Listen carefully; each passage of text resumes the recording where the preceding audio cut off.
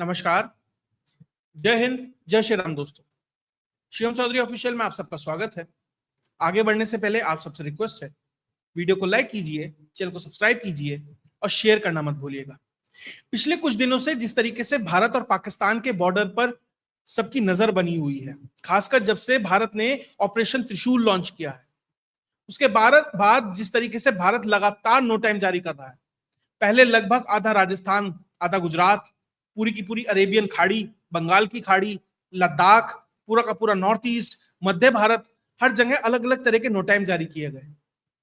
Operation त्रिशूल के साथ साथ सेंटिनल स्ट्राइक हो, अस्त्र शक्ति हो, ये सब भी लॉन्च किए गए, रोमियो 1 हो। तो ये सब देखकर भारत में तो बहुत लोगों के अंदर कौतूहल है ही कि भारत दरअसल कर क्या रहा है। अचानक से इतनी सारी एक्सरसाइज साइमल्टेनियसली क्यों चल रही है, और इस सब के कारण एक डर का माहौल पाकिस्तान के अंदर बना हुआ है। वो भी अपना एक छोटा सा नो टाइम जारी कर देता है, वो भी अपने एयर रूट्स बंद कर देता है, वो भी छोटी मोटी एक ड्रिल कर लेता है। लेकिन सबकी नजर भारत की पश्चिमी सीमा के ऊपर तो है ही, लेकिन पूर्वी सीमा जो बांग्लादेश या कहे बांग्लादेश जो है, उसके अंदर जिस तरीके से घबराहट है, उसके ऊपर किसी की नजर ही नहीं पड़ रही है। छोटा प्लेयर है तो कोई ज्यादा ध्यान नहीं दे रहा, लेकिन वहां किस तरीके से भय का माहौल है और किस तरीके से अमेरिका और पाकिस्तान में धीरे धीरे अपने पैर पसारने की कोशिश कर रहे हैं, वो भी महत्वपूर्ण है समझना कि वहां हो क्या रहा है। दरअसल जो वहां का आर्मी चीफ है वकरुज्जमा, उसकी सऊदी अरब की एक ट्रिप होनी थी और पिछले 15 दिन के अंदर वो अपनी 2 ट्रिप्स कैंसिल कर चुका है। वो बांग्लादेश छोड़ने के लिए तैयार नहीं है। दरअसल जो सऊदी अरेबिया है, उसने एक प्रपोजल दिया है बांग्लादेश को कि हमारे यहाँ 7,000 के लगभग अमेरिकन सिपाही है और वो यहां से छोड़कर जा रहे हैं, तो क्यों ना ऐसा करें कि इन्हें रिप्लेस करने के लिए आप अपने 7,000 जवान भेज दीजिए। भैया पाकिस्तान ने तो कह दिया है मैं अपने 25,000 जवान वहां भेजूंगा, गाजा में पीस कीपिंग फोर्सेस के तौर पर भेजूंगा। देखिए गाजा में भी एक छोटी सी कहानी बता देता हूं हो क्या गया है। जो पाकिस्तानी फौज है वो अपने हर सिपाही के लिए महीने के $10,000 मांग रही थी इसराइल से। इसराइल वालों ने कहा इतनी औकात नहीं है तुम्हारी कि 8.5 लाख रुपए भारतीय पैसा हर महीने दिया जाए, मात्र 8,500 देंगे, $100 देंगे, इससे ज्यादा की तुम्हारी वैल्यू नहीं है तुम्हारे एक जवान की। अब बांग्लादेश वाले भी सोच रहे हैं कि भैया हम भी अपने जवानों को भेज दिया जाए सऊदी अरब वालों को, वो भी वहां भेजने के लिए तैयार थे। और जो बांग्लादेशी आर्मी है उसमें जो सोर्स ऑफ इनकम है, उसका एक बड़ा सोर्स ऑफ इनकम, देखिए वहां बहुत ज्यादा सैलरी नहीं है क्योंकि उस तरीके से संपन्न देश नहीं है, तो वहां के जवान जो मोटा पैसा कमाते हैं, असल में वो जो यूएन की पीस कीपिंग फोर्सेस है उस तरह की सर्विसेज से वो ज्यादा पैसा कमाते हैं। तो वही चाह रहे थे कि सऊदी अरब में भी जाके ठीक ठाक पैसा कमा लिया जाए, और वकरुज्जमान को वहां जाना था, लेकिन 2 बार लगातार जो उसकी यात्रा है वो कैंसिल हो जाती है 15 दिन में। देखिए इसके 2 ही कारण हैं। या तो भारत जिस तरीके से नॉर्थ ईस्ट में अपने कार्यक्रम चला रहा है, बताऊंगा क्या चला रहा है, या तो वो उस चीज से डर गया। या हुआ यह है कि बांग्लादेश में आज के समय में 4 फैक्शन है। प्रो अमेरिका जो मोहम्मद यूनुस है, प्रो चाइना जो आर्मी का एक बड़ा फैक्शन है, प्रो पाकिस्तान जो जमात है, और प्रो इंडिया वो भी आर्मी का ही फैक्शन है। यानी आप मानिए आर्मी में 2 फैक्शन है, pro India pro China, Yunus pro America और जमात प्रो पाकिस्तान। और वकरुज्जमान को कहीं ना कहीं भारत के पक्ष का माना जाता है, और एक बार उसका तख्ता पलट होने से भारत बचा चुका है।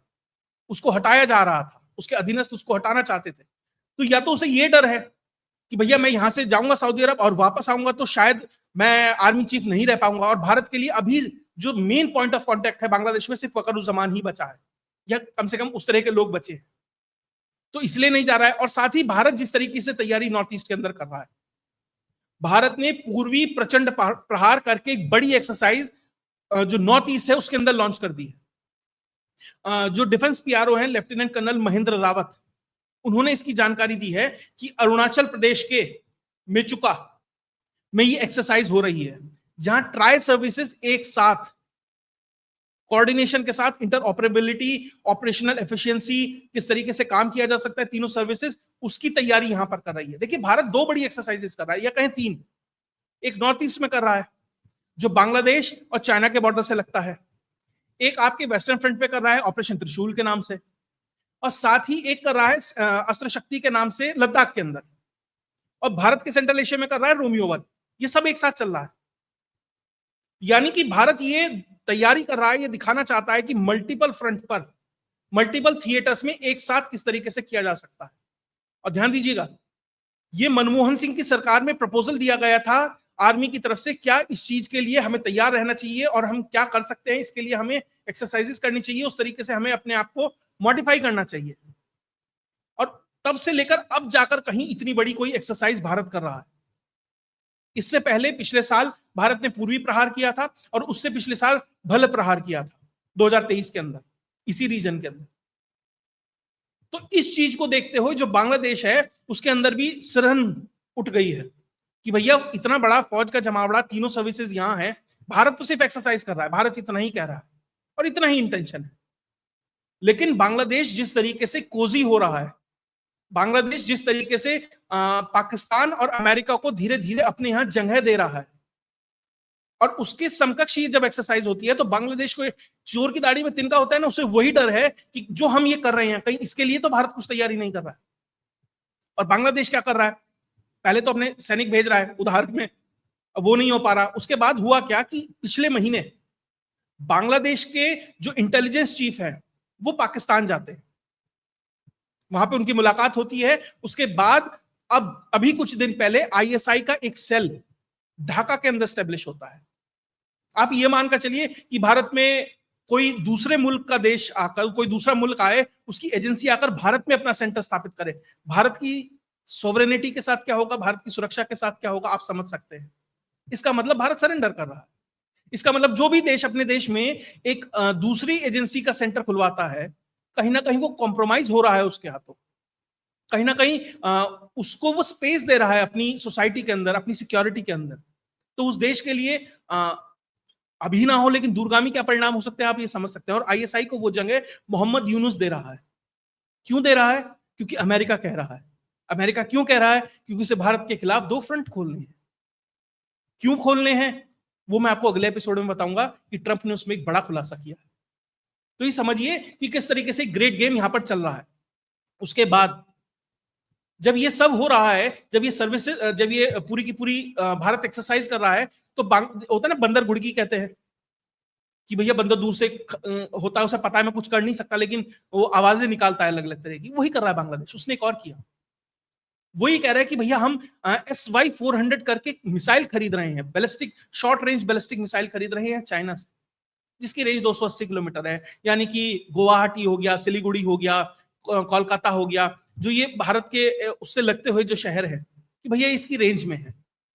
बंदर घुड़की है कि मोबाइल वो है ये मोबाइल लॉन्चर होता है इसमें, कि एक बार फायर किया और एकदम से कहीं और जाकर अपने आप को मोबाइलाइज कर लिया, जैसे S-400 के साथ होता है भारत का, कि एक बार मिसाइल चलाई और फटाफट ट्रक पे वो सिस्टम होता है और कहीं और लेके चले जाते हैं। जब तक आप उसे ट्रैक करते हैं कि मिसाइल कहां से आई, वो कहीं और चला जाता है। और 8x8 का है कि एक साथ मतलब 8 मिसाइलें छोड़ सकता है, कुछ इस तरह का ये लॉन्चर है, मोबाइल लॉन्चर। वही कह रहा है कि भैया ये हमारे पास भी है। कह रहा है कि पिछले साल हमने TRG-300 का प्लान खरीदा था टर्की से। देखिए सुतली बॉम्ब होते हैं ना, कुछ वैसी ही है स्थिति, लेकिन बांग्लादेश की औकात के हिसाब से तो बहुत बड़ा है। और वो उसी तरीके से भारत को ये घुड़कियां भी दे रहा है कि हमारे पास ये भी है। जानबूझ के ये जो न्यूज है वो लीक की जा रही है, किसी अननोन से प्लेटफॉर्म पर लीक कर दी जाती हैं कि हमारे पास ये भी हम खरीद रहे हैं। ठीक है, ऐसा कुछ करना मत, ये दिखाने के लिए। और इन सब के बीच इंटेलिजेंस चीफ इधर जाते हैं उधर जाते हैं। अब हो क्या रहा है, जो बांग्लादेश की आर्म फोर्सेस डिवीजन है उसका एक दल 3 तारीख से लेकर 7 तारीख तक, 3 नवंबर से लेकर 7 नवंबर तक पाकिस्तान भी जा रहा है, रावलपिंडी डायलॉग करके। और बांग्लादेश की स्थिति यह है कि उनके पास जाने के भी पैसे नहीं है। दूसरा जो बड़ा कंगाल है, जिसके पास बड़ा कटोरा है, वो ये कह रहा है कि हम तुम्हारा खर्चा उठाएंगे। पाकिस्तान कह रहा है कि तुम आओ। यानी पहले इंटेलिजेंस चीफ इधर उधर जाते हैं, उसके बाद जो आर्म फोर्सेस डिवीजन है उनके लोग उधर जा रहे हैं। और ध्यान रखिएगा, जो ये आर्म फोर्सेस डिवीजन के लोग हैं, ये वकरुज्जमा के आदमी नहीं है, ये मोहम्मद यूनुस के आदमी है। यानी कि जो फोर्सेस है उसके अंदर भी डिवीजन है। जो वकरुज्जमा आर्मी चीफ है, ये उसके लोग नहीं जा रहे हैं, यहां पर मोहम्मद यूनुस के आदमी जा रहे हैं। ये दर्शा रहा है कि अभी भी बांग्लादेश फोर्सेस में एक डिवीजन, एक सेक्शन है जो भारत के पक्ष में भले ही ना कहें खुलकर आ रहा हो, लेकिन कम से कम वो उसके विरोध में खड़े होने के लिए तैयार नहीं है। और मोहम्मद यूनुस धीरे धीरे उन्हें ओवर पावर करने का प्रयास कर रहा है। और वो ध्यान उसका ये प्रयास है कि आने वाला एक तो चुनाव ना हो, और जल्दी से जल्दी जो ये आर्मी चीफ है ये रिटायर हो जाए, ताकि अपने हिसाब से नए आदमी को वहां बिठाया जा सके। और जो लास्ट ऑप्शन बचा है कम से कम फिलहाल भारत के लिए, बड़ा, छोटे मोटे बहुत है, तो उसे भी जल्दी से जल्दी बंद किया जा सके, ये चल रहा है। और उसके बाद और बड़ी जो न्यूज है वो आपको दे दूं, जो इधर से उधर तो जा ही रहे हैं और भी आ रहे हैं। जो पाकिस्तान का आर्मी चीफ, माफ कीजिएगा, नेवी चीफ है, 8 तारीख को वो भी बांग्लादेश आ रहा है, वो बांग्लादेश आएगा। और खबर ये है, और खबर ये है कि जो पाकिस्तानी शिप्स हैं और जो अमेरिकन शिप्स हैं, देखिए ये तो कंफर्म न्यूज है कि जो पाकिस्तान का नेवी चीफ है वो बांग्लादेश आ रहा है, लेकिन अनकंफर्म न्यूज ये है, अभी कंफर्म नहीं है, कि पाकिस्तानी शिप्स और अमेरिकन शिप्स भी बे ऑफ बंगाल में जल्दी ही एंट्री ले सकते हैं और जाकर बांग्लादेश के पोर्ट्स पे डॉक हो सकते हैं। कंफर्म नहीं है, लेकिन अभी इस तरह की रिपोर्ट्स आ रही हैं। अभी लगभग 1 महीना पहले अक्टूबर के अंदर यूएसएस फिट्स जेराल्ड करके जो अमेरिकन डिस्ट्रॉयर है वो ऑलरेडी चिटागोंग में आया था। और 1971 के वॉर के बाद जो उनका 7th फ्लीट था, उसके बाद पहली बार कोई American destroyer Bay of Bengal में घुसा था। और इंडियन ओशन रीजन हो, बे ऑफ बंगाल हो, अरेबियन सी हो, यही एकमात्र एरिया रह गया है जहां अमेरिकन नेवी या अमेरिकन प्रेजेंस नहीं है, और अमेरिका यहां पे प्रेजेंस चाहता है। तो पाकिस्तान का इस्तेमाल कर जो पाकिस्तान का एलिमेंट है बांग्लादेश के अंदर, जमाते इस्लामी हो, अपना जो एलिमेंट है मोहम्मद यूनुस के तौर पर, उसका इस्तेमाल कर बांग्लादेश के अंदर भारत के लिए किस तरीके से प्रॉब्लम क्रिएट की जा सके, वो प्रयास है। और अभी कुछ दिन पहले जो बांग्लादेश इंटेलिजेंस एजेंसीज हैं और म्यांमार की जो हुंटा है, उसने मिलकर अराकान सैल्वेशन आर्मी, कहा यह जा रहा है कि उसको दोबारा से और रिवाइव करने का प्रयास किया। अगर ये प्रयास बार बार हो रहे हैं, बांग्लादेश का इंटेलिजेंस चीफ उधर जाता है, आईएसआई का सेल डेवलप होता है बांग्लादेश के अंदर, पाकिस्तान का नेवी चीफ आता है, बांग्लादेश की आर्म फोर्सेस डिवीजन के लोग उधर जा रहे हैं, यानी आप ये देखिए मिलिट्री नेवी के तौर पर और इंटेलिजेंस के तौर पर कितना बड़ा कोऑपरेशन पाकिस्तान और बांग्लादेश के बीच में स्थापित करने का प्रयास किया जा रहा है। और सोशल मीडिया पर जो आईएसपीआर का डिवीजन है वो किस तरीके से प्रोपेगेंडा चला रहा है कि भैया बांग्लादेशी तो हमारे भाई हैं और ये दो देश अब दोबारा एक होने वाले हैं। अरे भैया, ये वो लोग हैं जहां तुमने मिलियंस एंड मिलियंस ऑफ महिलाओं के साथ क्या व्यवहार किया, सबको पता है। किस तरीके से लाखों लाख लोगों के साथ तुमने किस तरह की बर्बरता की, वो सबने देखा है। लेकिन दिक्कत ये है ना, वो जनरेशन चली गई है, और तुमने जिस तरीके से महिलाओं के साथ जो दुष्कृत्य किए, उसके बाद की ये जनरेशन निकली हुई है, तो निश्चित तौर पर तुम्हारे ही बच्चे हैं तो तुम्हारी तरह व्यवहार कर रहे हैं। लेकिन ध्यान रखिएगा, भारत की नजर बनी हुई है, और जिस सिलीगुड़ी कॉरिडोर के ऊपर तुम्हारी नजर है, तुम्हारा chief of general staff Shahid Shamshad Mirza जिस सिलीगुड़ी कॉरिडोर का एक तरीके से मुआयना करता है, बांग्लादेशी आर्मी के लोग 3-3 बार वहां जाकर मुआयना करते हैं, उस सिलीगुड़ी कॉरिडोर में आज S-400 खड़ा है, रफाल खड़े हैं। मात्र 48 घंटे के अंदर अंदर वो कब 22 किलोमीटर से बढ़कर 200 किलोमीटर हो जाए, वो भारतीय जो आर्मी है उसके ऊपर डिपेंड है। वो सीधी रेखा कहां मारती है, तो उतने ही 48 घंटे में ही लगेंगे मात्र। बांग्लादेश के पास वो कैपेबिलिटी नहीं है कि भारत को वो 24 घंटे 48 घंटे सस्टेन कर पाए।